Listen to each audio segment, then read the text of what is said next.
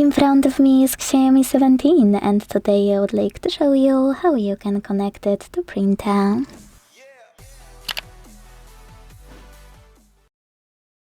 First of all, go into settings and tap on more connectivity options right away.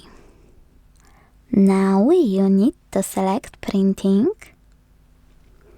Click on System Printing Service, XIAOMI Home, or any other service you have and wanna use. They all turn on the same way, so just click on yours and make sure this switcher is blue. Now wait.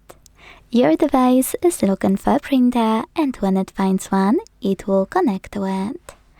If you still can't connect, enable Print Service and click on More at the bottom. Then choose Add Printer. Click on gray switcher next to Wi-Fi Direct Printing and make sure to tap on Allow in the pop-up.